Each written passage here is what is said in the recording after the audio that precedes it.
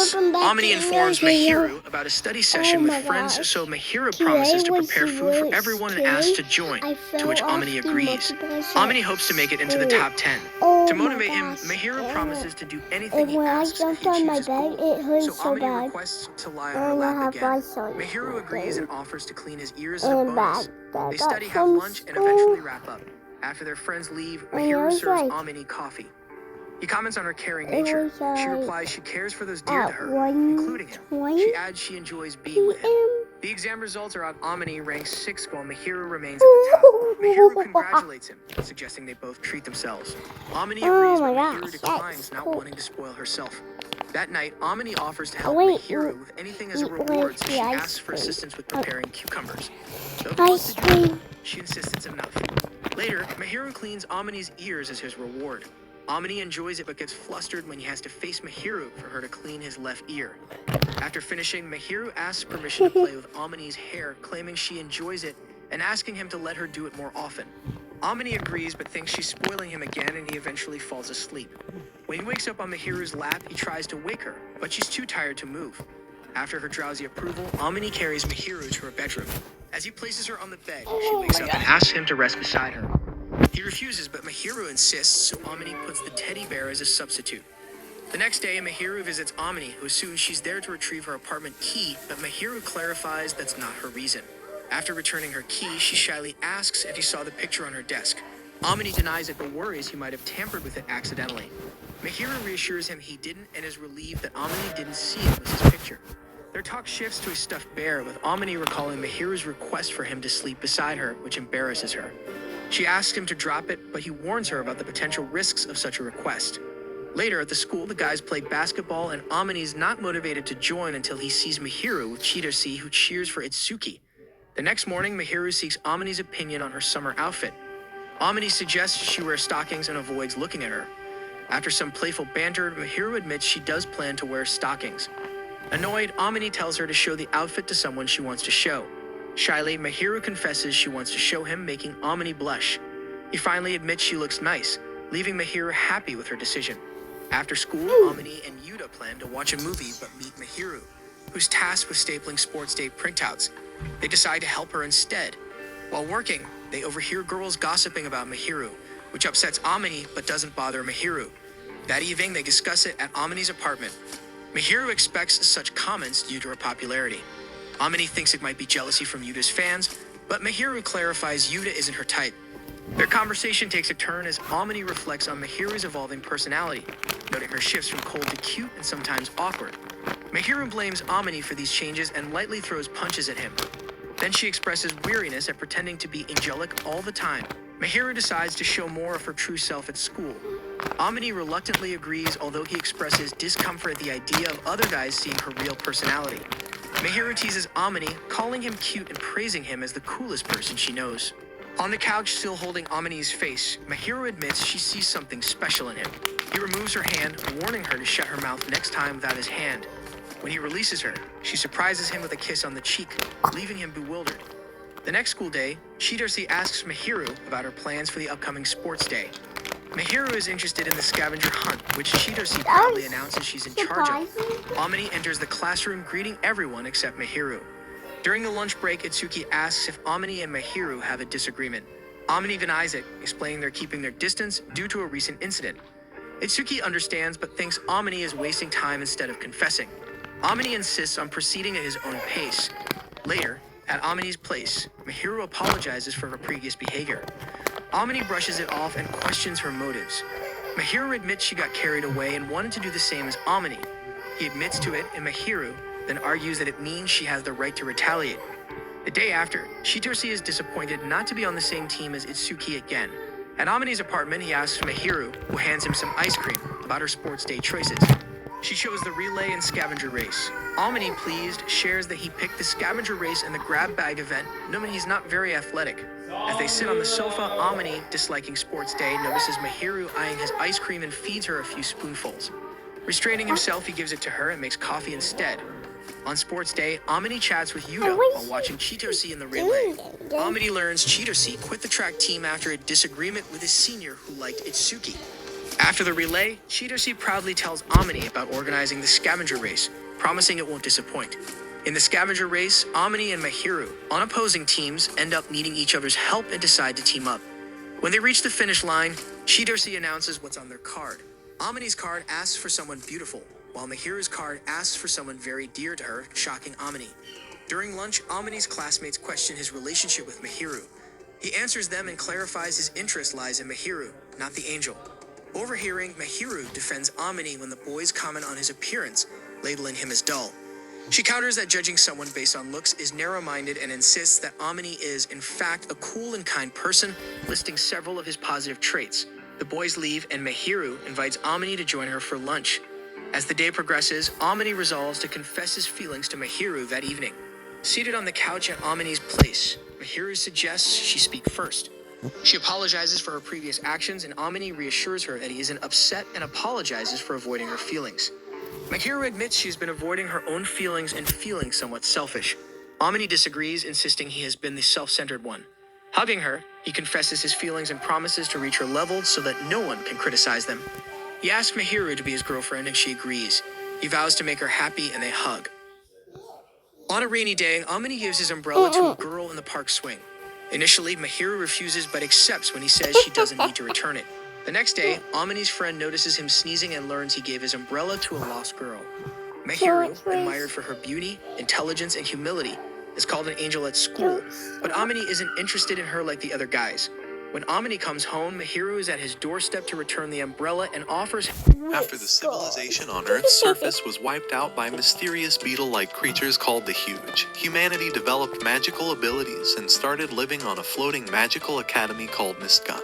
One day, the monsters eventually found out about the academy, so the best wizards from the academy were assigned to fight these monsters. Among them was a disgusting, ugly, lonely loser mage knight called Kanata, who along with his not-so-great team of Yuri, Chloe and Lloyd fought the beetle monsters. Even with lame team members, Kanata managed to kill hundreds of monsters, but their numbers kept increasing. Kanata used all 3 of his brain cells and ultimately told his loser team members to save their asses while he stood behind to face the enemies. His team also left him without a second thought and was probably glad that Kanata's ugly face was finally going to get eliminated. Emotional damage! Just when he was about to issue the ultimate attack, a giant beetle monster emerged from behind the clouds and was ready to isekai him into a fantasy world. As the monster began to charge up the energy beam, Kanata took out his big black sword and used his ultimate move, filling the sky with a bright light. 6 months have passed since then, and Kanata is still alive and has returned to perform his usual activities in the academy. On the other side, Chloe submitted a report to the head of the Sky Academy, Freon, regarding 3 female students named Misora, Lecty, and Rico. Each girl had her own problems, making them the worst students of the academy. Freon came to the conclusion that the 3 girls needed Jesus. Sorry, I meant a different kind of instructor, one who would surely clap their cheeks, and who could be better than Kanata. Meanwhile, Kanata was busy checking the inventory of the academy, and got a visit from who was glad that Kanata's ugly face didn't get eliminated a few years ago. After checking everything in the warehouse, Kanata suspected that someone was stealing the weapons stockpile. Lloyd then informed Kanata that Freon wanted to see him during lunchtime. Reluctantly, the next day, Kanata went to see Freon. Okay. This is really cool. It hits 9 minutes, exactly 9 minutes. So I should go open it up. And when he was returning, he bumped into Misora, which resulted in him accidentally holding her cannons. She called him a pervert and asked for an apology. However, Kanata was too much of a Giga Chad and asked her to apologize for destroying his Lil Wayne. Instead of apologizing, the ugly bitch started calling other students, taking the hashtag #MeToo movement to a whole different level. It's an evil world we live in. However, when she opened her eyes, Kanata was already gone to the field sink to wash his pants. While trying to get the mark off his pants, Kanata met with Rico, who accused him of being a pervert as he was standing in his shorts. She thought that he is a man of culture and took off his pants because of her beauty and plots. However, as soon as she turned around, Kanata had already left the chat and moved to a nearby bathroom to put on his pants. Unfortunately, the same thing happened to him again when he realized that he accidentally entered the girls' bathroom.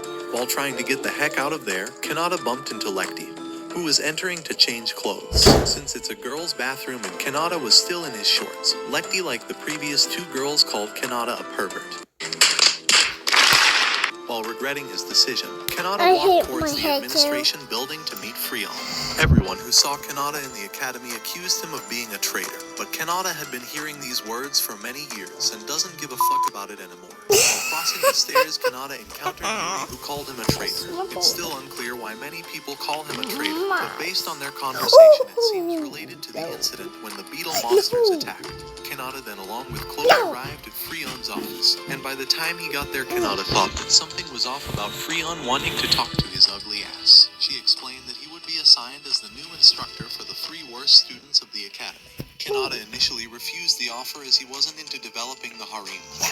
But upon learning that no other instructor was ready to teach the girls, he accepted the task. Kanata received the files of the 3 misfits and later went to the Fire Team E601 classroom to meet the girls. Meanwhile, Riko, Misora, and Lecty were talking about the pervert guy they met in the morning when suddenly Kanata entered the classroom.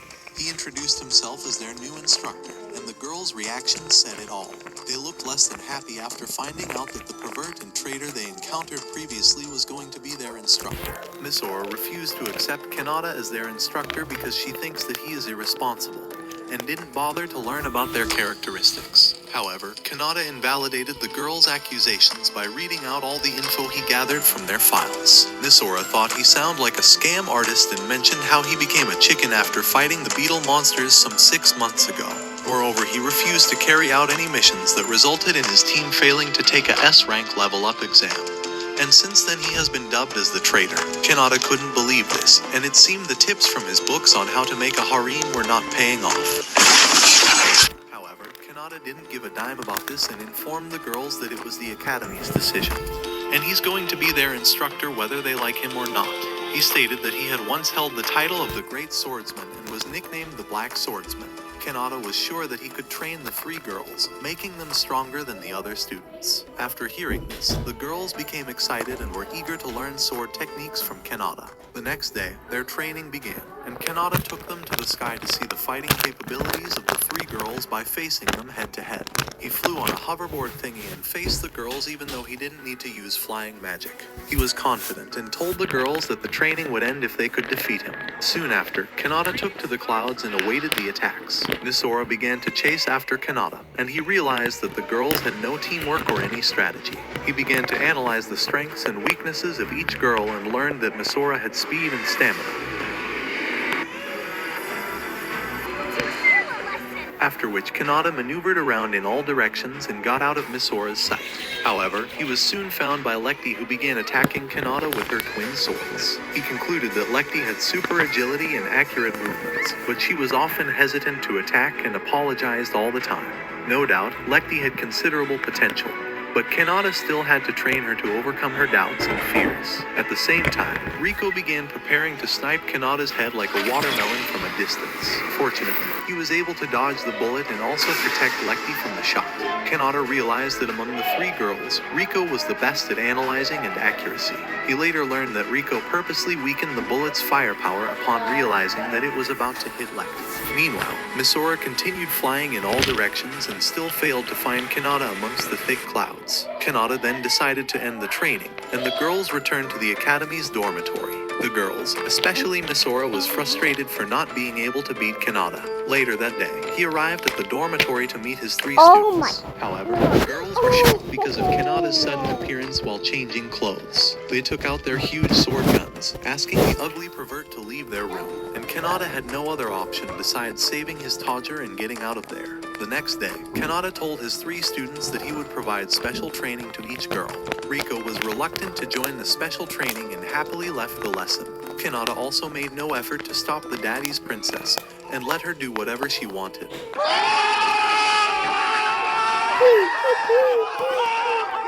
However, Misora and Lecty would still carry out the special training. Kanata then took Lecty for shopping and bought a sexy maid costume for her. He later ordered Lecty to distribute flyers while wearing the outfit. She felt nervous and embarrassed but continued to perform the activity like a sheep. Afterwards, Kanata ordered Misora to follow Riko all day like a creep and discover her weaknesses. At first, she refused to do that, but because Kanata forced her, Misora reluctantly agreed to follow Riko. Meanwhile, Lecty was still trying to gather the courage to distribute the flyers. After some time, a group of boys approached her and she instantly became nervous, but was able to distribute flyers to them. After this, she became confident enough and slowly began to distribute flyers to more people. Meanwhile, Misora, who was assigned to follow Riko, got caught by her. Congratulations, you played yourself. Riko then invited Misora to go shopping together, and this was just the opportunity Misora needed. While shopping, Misora observed that Riko has a peculiar taste and likes to buy philosophical books and cute stuffed sheep. Seeing her strange behavior, Misora was confused about Riko's weaknesses. On the other side, by now Lecty had gotten used to the crowd and distributed all the flyers. She eventually completed the special task and went straight to meet Kanata in a cafe. He was a bit surprised but praised Lecty for getting over her fear and completing the task. Just when she expected a loving hand on her head, Kanata gave her the next task as a part-time waitress at a cafe. Emotional damage. From that day on, she would serve every customer, and when Kanata left, customers started calling Lecty to deliver their orders. Even if that's not bad enough, when male students saw her wearing a maid costume, they scrambled to place orders like it's the end of the world. They started teasing her, and the situation was enough to make Lecty feel nervous, and she ran away. Meanwhile, Lloyd, who was also present at the cafe, realized that the girl in maid's clothes was Kanata's student.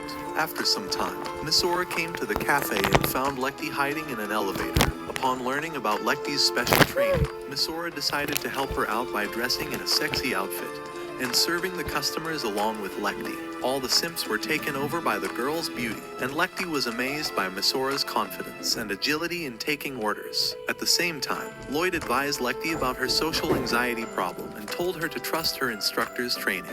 After hearing his advice, Lecty became more confident and learned to communicate well with the customers and was serving with the same high spirit as Misora's. Later in the afternoon, Kanata took both girls for a treat and bought them some ice cream. While relaxing, Lecty understood that the purpose of Kanata's special training was to eliminate her social anxiety. However, Misora thought that she had failed to complete her special training and realized that she knew nothing about her team members. If she had, then she would have known about Lecty's social anxiety issues. Kanata, on the other hand, thought that Misora had made progress and found her own weaknesses through the training. Later in the office, Kanata began to study Misora's file, and was surprised to learn that despite having magic power higher than most rank students, Misora's sword game is very weak. Instead of using her magic to win, she attacked more often with her sword. Chloe, who came to see Kanata, seemed amazed by his sincerity in teaching, but wasn't sure how he would bring out the hidden potential of the 3 worst students of the academy. The next day, Kanata ordered Misora to stop using her sword and focus on her magic abilities. Unfortunately, Misora refused to give up using her sword even though her sword skills were terrible. She thought Kanata was a good instructor, but after hearing the request, she felt disappointed by him and immediately left the classroom.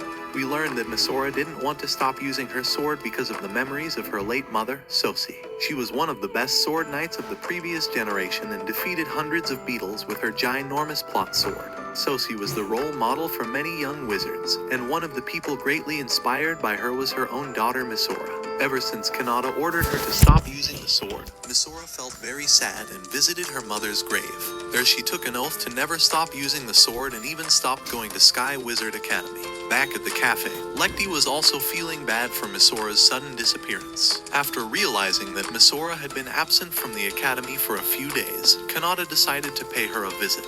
Later, he arrived at Misora's family's steakhouse and met her father, who is a famous chef in the city. Upon seeing Kanata's sudden arrival, Misora stopped whatever she was doing and hurried away.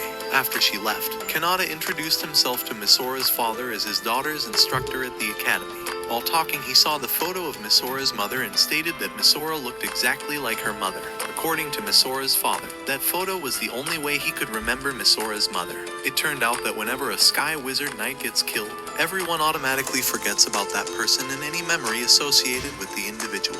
Misora was the only person who still had many memories of her mother. He remembered the time when Misora's mother spent most of her life as a wizard knight, but whenever Sosi returned home, she always did her best to be a good mother. Every time Misora was with her mother, she took her to fly around and showed her the city from above. One day, when Sosi was about to return home after finishing her duties, Misora asked her father to cook a steak for her, but he suddenly forgot about Sosi. It turned out that day Sosi died while protecting humans from a very strong enemy. Misora's father was only able to remember his wife after some men from the Sky Wizard came to inform them of Sosi's death and hand over her sword. On that day, Misora took an oath to become a great sword knight like her mother, after which Kanata met Misora and asked her one last time to let go of her sword. But she refused to do so and stated that the sword was the last thing she had from her mother. Seeing her determined, Kanata smiled at Misora, telling her that she could use her sword. It turned out Kanata was testing Misora's willpower and knew how to make her a better swordsman. He then made her vow at her mother's grave that she would become the best swordsman that the world has ever seen. The next day, Misora returned for training, but besides the training, Kanata also registered the girls for an upcoming tournament. He started collecting data on their opponent's team to form a battle strategy accordingly. Coincidentally, Riko met Kanata at the cafe and began telling her experience of meeting an otherworldly beauty while taking a shower. Kanata thought that she is high as fuck or might have seen a ghost, but it turned out that the otherworldly beauty Riko was referring to was her own reflection in the mirror. Kanata couldn't help but laugh at her statement, and thankfully by this time he got used to Riko's narcissistic behavior. Unlike Misora and Lecty, who underwent intense special training, Riko thinks she doesn't need any additional training, and therefore rarely attended any special training session. The next day when Riko came into the class, Misora and Lecty asked her to join them in the training. However, she simply refused because she thinks a goddess like her has no use for sweat and toil. Misora tried one last time to make a delusional person join them because they would be participating as a team. Riko once again refused to join them because she didn't want to humiliate herself by participating in a match they won't win. Kanata, who just arrived there and overheard the girls arguing, agreed with Riko's statement. He admitted that avoiding participating in a match, knowing that you would lose, was the right course of action, but he was sure that he had the plan to win the match. Kanata then took Misora to the sky for a secret sword technique. He summoned his big black sword and began gathering a lot of magic energy. Within seconds his sword got fully charged before Kanata finally shot all of that energy toward the clouds, creating a huge explosion. Misora then tried to recreate the explosion with the help of Kanata and succeeded on the first try. The guy is a pro in teaching new moves to girls. However, Misora's magic energy was still not strong enough, making her shoot the sword cannon only 3 times a day. Meanwhile, Riko was keeping an eye on Misora and Lecty using her clairvoyance vision power, and was somewhat infuriated with their special training. When she saw both the girls getting proficient in their skills, Riko for the first time thought Kanata could also strengthen her. Just then, Kanata appeared behind her, asking for an opinion about the girls' training. Riko thought that the move he taught to Misora was good but useless in a match. The blade's long charging time could have easily given the enemy a chance to attack before Misora could launch an attack. Kanata was aware of that from the start, but together with Riko's long-distance analytical skills and Lecty's close combat fighting skills, they could cover their weaknesses. According to Kanata, each person has an important role, and they would only win the match by working together. He then asked Riko to join his harem. Sorry, I met the team and participate in an upcoming match. Riko is surprised to hear this because Kanata never forced her to join the team or showed any interest in training her. He explained that he trained Misora and Lecty first so that their abilities could match up with Riko's. Kanata had recognized Riko's potential, and hearing those words made her plot feel proud, so she decided to join the competition. The next day, the competition begins. Misora and the others got to the arena and came face to face with the other team. Just when the match was about to get started, an announcement was made of a possible beetle attack on the south of the island, who were there to peel out human bananas, due to which the match had to be postponed, and everyone evacuated from the arena. The floating island formed the protected barrier around it, while the best night wizards were deployed to fight against the monsters. As the beetle monsters got close to the city, Kanata and the girls chose to help people evacuate, while Yuri, Chloe, and Lloyd prepared to fight the beetle monsters from the other side. Soon after, a separate detachment of the beetle monsters managed to break through one of the defense shields and entered the city. Not long after, hundreds of giant insects invaded the city, destroying everything in their path. Kanata and the girls decided to deal with the monsters before they created a bigger mess. Misora summoned her giant sword and fired a sword cannon blast at the beetles. However, she was still an amateur and couldn't control her magic powers, which resulted in Misora destroying some part of the city. Fortunately, she was able to kill the misfortunate beetle monsters and save the remaining part of the city,